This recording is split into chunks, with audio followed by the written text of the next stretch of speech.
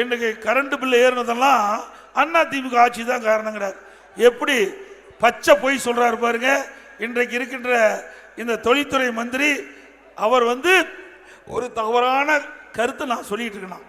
இதுக்கு மின்கட்டணம் ஏறதுக்கு அதிமுக முந்தைய அதிமுக அரசு தான் காரணம்னு ஒரு பச்சை பொய் சொல்லியிருக்கிறார்.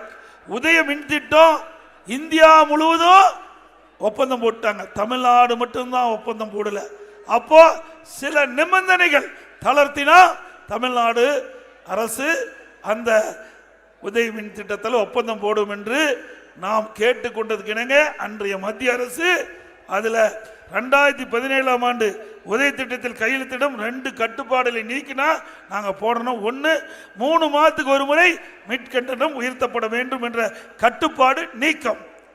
2வது விவசாய மின் மோட்டாருக்கு மீட்டர் பொருத்த வேண்டும் என்று கட்டுப்பாடு நீக்கம்.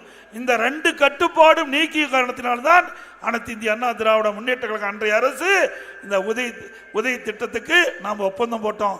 அதுக்கு பிறகு 4 ஆண்டு காலம் அதிமுக ஆட்சி 2017, 18, 19, 20, 19, 21 4 ஆண்டுல மின்கட்டணம் நாங்க ஏத்தல.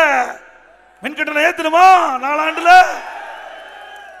அப்படின்னா பச்சை பொய்ய இன்றைக்கு இருக்கின்ற தொழில்துறை அமைச்சர் வேண்டும் என்ற திட்டமிட்டு ஒரு பொய்யான செய்தியை மக்களிடத்திலே சொல்லி அனைத்து இந்திய அண்ணா திராவிட முன்னேற்ற ஆட்சி மீது பழி போடுகிறார் என்பதை நேரத்தில் சுட்டிக்காட்ட விரும்புகின்றேன்.